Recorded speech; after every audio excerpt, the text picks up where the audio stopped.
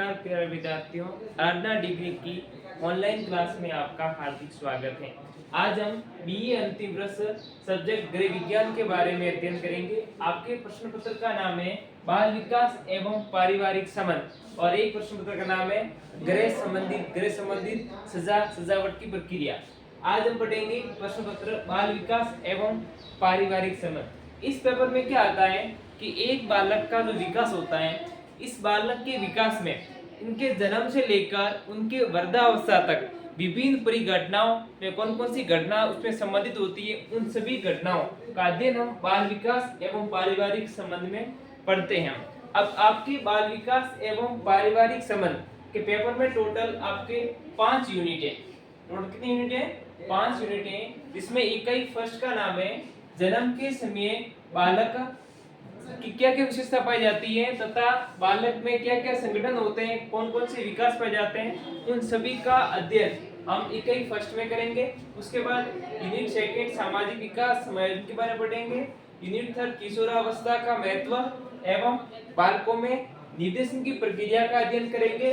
Unit 4 विवाह की प्रक्रिया बारे में पढ़ेंगे और यूनिट 5 बालकों में पाई जाने वाली विभिन्न समस्याओं के बारे में हम अध्ययन करेंगे। अब देखो, आपके प्रश्न पत्र का नाम है बाल विकास एवं पारिवारिक संबंध, यानी एक बालक का जब जन्म हुआ, उस जन्म से लेकर वह अपने दैनिक जीवन में क्या क्या परिघटना करता है, कौन कौन सी अवस्थाओं से गुजरता है, उन सभी का अध्ययन हम एक समग्र रूप से बाल विकास में अध्ययन करते हैं। साइकोलॉजी की दृष्टि से, मनोविज्ञान की दृष्टि से बालक का जो विकास होता है वो कौन कौन सी अवस्थाओं में संपन्न होता है, उन अवस्थाओं की क्या क्या विशेषता होती है, उनमें बालक में क्या क्या परिवर्तन होता है, उन सभी का अध्ययन हम बाल विकास में पढ़ते हैं। देखो, बाल विकास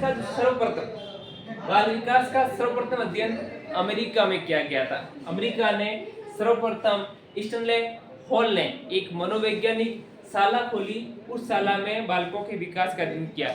ये टॉपिक था एक साइकोलॉजी के संदर्भ में। हम पढ़ेंगे गृह विज्ञान के संबंध में। उसमें क्या था कि बालक का विकास है, बालक के विकास में जन्म हुआ, जन्म के समय उनकी कौन कौन सी विशेषता पाई जाती है, जन्म के बाद जो अगली अवस्था में गुजरा उसमें कौन कौन से परिवर्तन हुए, वो सभी इस टॉपिक में हम अध्ययन करेंगे। अब क्या होता है कि आर यूनिट में से आपका जो प्रश्न पत्र है उसमें आर यूनिट में से 3 पार्ट में प्रश्न पत्र आएगा। यूनिट फर्स्ट में से एक बड़ा सवाल आएगा, इसमें 2 छोटे सवाल आएंगे और एक निम्नात्मक सवाल आएगा। इस प्रकार यूनिट फर्स्ट लेके 5 तक इस प्रकार आपके पेपर का पैटर्न रहता है। आपके फर्स्ट यूनिट है वो है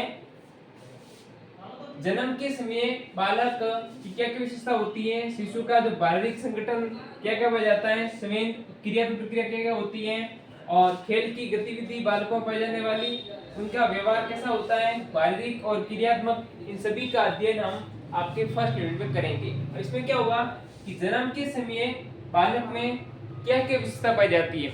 जब बालक का जन्म हुआ, जन्म के समय बालक शैशवावस्था में होता है। अब शैशवावस्था में बालक की क्या क्या विशेषता होती है।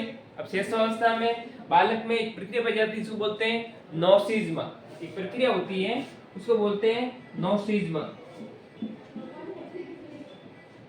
अभी नॉसिज्म क्या होता है? नॉसिज्म का मतलब होता है आत्म प्रेम, यानी जब बालक का जन्म हुआ तो जन्म के समय उसमें नॉसिज्म विशेषता पाई जाती है।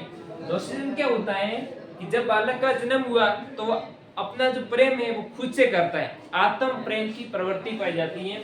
इस प्रक्रिया बोलते हैं नॉसिज्म, यानी जन्म के समय बालक नॉसिज्म अवस्था में होता है, अर्थात ये अपने खुद से प्रेम करता है, आत्म प्रेम की प्रवृत्ति पाई जाती है। उसमें बालक की जन्म की क्या होती है, एक विशेषता होती है। उसके बाद बालक में जब जन्म हुआ तब बालक शैशवावस्था में प्रवेश किया। अब शैशवावस्था में क्या होता है कि बालक का विकास है वो अत्यधिक गति से होता है। हमेशा जो विकास की प्रक्रिया होती है विकास की प्रक्रिया एक सतत प्रक्रिया है। क्या है? कंटिन्यूअस। विकास की प्रक्रिया सतत रूप से चलती है, क्योंकि एक होता है विकास और एक होता है अभिवृद्धि।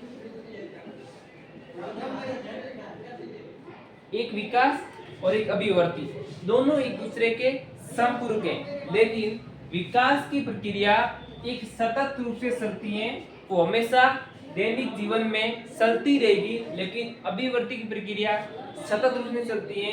एक समय बाद अभिवर्ती की प्रक्रिया रुक जाती है। इस कारण विकास और अभिवर्ती एक दूसरे के संपूरक माने गए हैं।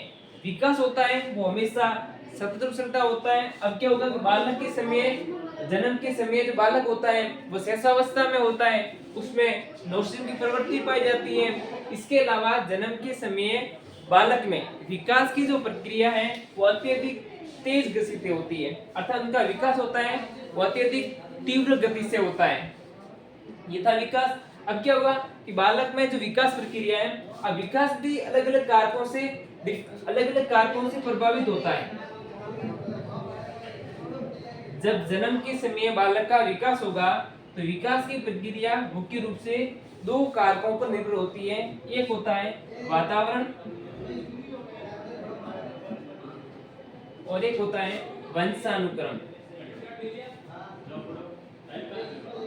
यानी जब बालक का विकास होगा तो विकास में मुख्य रूप से दो कारक की महत्वपूर्ण भूमिका होती है, वातावरण और वंशानुक्रम।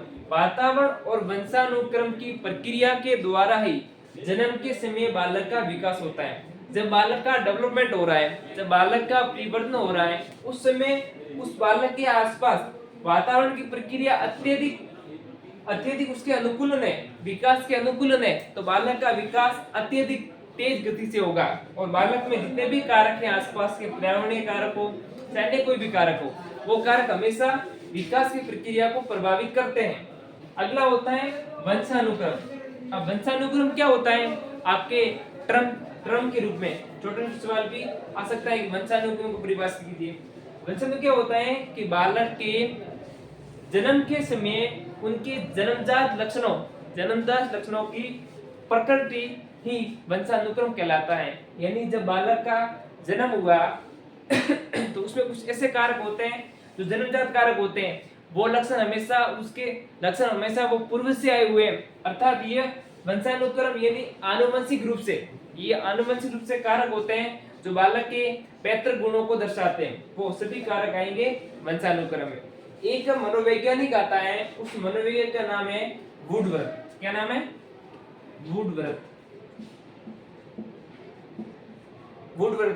वुडवर्थ ने बताया कि विकास की प्रक्रिया में वंशानुक्रम और वातावरण एक दूसरे के गुणनफल होते हैं। एक मनोवैज्ञानिक है वुडवर्थ। इस वुडवर्थ ने बताया कि वातावरण और वंशानुक्रम दोनों का जो गुणनफल होता है उसको बोलते हैं हम विकास। यानी जन्म के समय बालक में क्या क्या विकास होगा, उनमें कौन कौन से कारक प्रभावित करेंगे, उन सभी का अध्ययन हम इस टॉपिक में करेंगे। उसके बाद होता है शिशु का शारीरिक संगठन समेत क्रियात्मक प्रक्रिया। यानी जब शिशु का जन्म हुआ, अब वो शैशवावस्था में, तो शैशवावस्था में उसमें कौन कौन सी विशेषता होती है, आत्म प्रेम की विशेषता, वो सभी विशेषता हम इस टॉपिक के बारे में अध्ययन करेंगे। अब बालक में क्या होगा, एक क्रियात्मक होगा और एक गामक विकास होगा। यानी बालक क्या होता है कि जन्म समय कोई भी वस्तु उसके पास है तो जन्म समय क्या करेगा, बालक पूरी वस्तु को पकड़ने की कोशिश करेगा, जितनी भी वस्तु है उसको पूरी पकड़ने की कोशिश करेगा, अर्थात उसमें धीरे धीरे क्या हो रहा है, क्रियात्मक विकास की प्रक्रिया होती है। क्रियात्मक विकास की प्रक्रिया हमेशा मसल्स पर आधारित होती है। मसल्स का मतलब होता है उनकी पेशियों पर आधारित होती है। उसमें देखो विकास प्रक्रिया हुई, सबसे पहले क्या हुआ, पेशियों का परिवर्तन हुआ, पेशियों के परिवर्तन से ही उनमें क्रियात्मक प्रक्रिया शुरू होती है। अगला उसमें होता है सामयिक व्यवहार, यानी उनके स्वयं के प्रति बालक का कैसा व्यवहार होगा वो हम पढ़ेंगे, सामयिक व्यवहार। अब सामयिक व्यवहार क्या होता है, जब बालक का जन्म हुआ, अब शैशवावस्था में प्रवेश किया हुआ है, तो शैशवावस्था में बालक में जो स्वयं की प्रक्रिया होती है वो स्वयं की प्रक्रिया अत्यधिक तेज गति से होती है। अर्थात मैंने बताया था पहले, जब बालक का विकास हुआ तो उसमें बालक में एक शैशवावस्था में नॉर्सिज्म की प्रवृत्ति पाई जाती है, अर्थात ये क्या करता है, अपने खुद से प्रेम करता है। तो सामयिक व्यवहार क्या होता है, बालक में अनेक प्रकार से पाए जाते हैं, इसमें होता है भय, उसमें भय होता है, भय क्या होता है, उनको डर लगता है। आज धीरे धीरे क्या होगा, इसमें होता है एक संयोग होता है अनुकूल या अनुकरण, क्या बोलते हैं हम, अनुकरण। शैशवावस्था में जो सामयिक व्यवहार है उनमें अनुकरण की प्रवृत्ति पाई जाती है।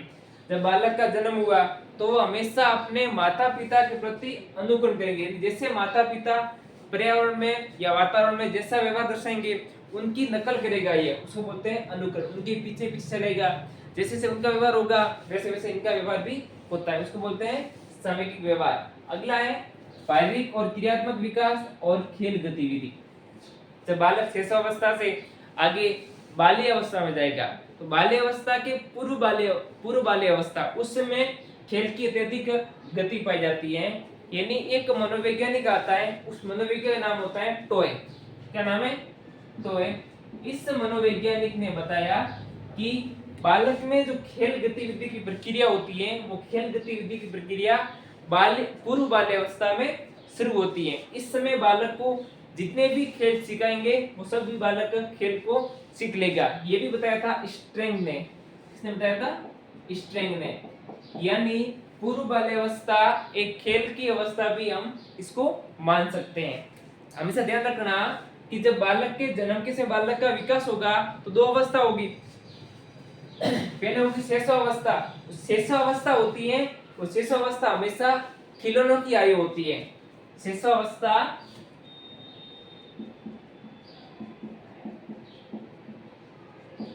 शिशुअवस्था खिलौनों की आयु है।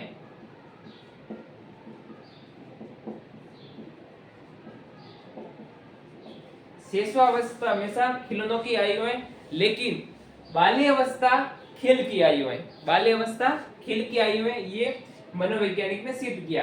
यानी बालकों में जब बालक का जन्म हुआ तो बालक जन्म के समय शिशुअवस्था में प्रवेश किया तो उस समय जो अवस्था होती है वो खिलौनों की आयु है। शिशुअवस्था में आगे डेवलपमेंट हुआ और बाल्यावस्था में प्रवेश किया तो उस समय जो आयु होती है उस आयु को बोलते हैं हम खेल की अवस्था। कौन सी?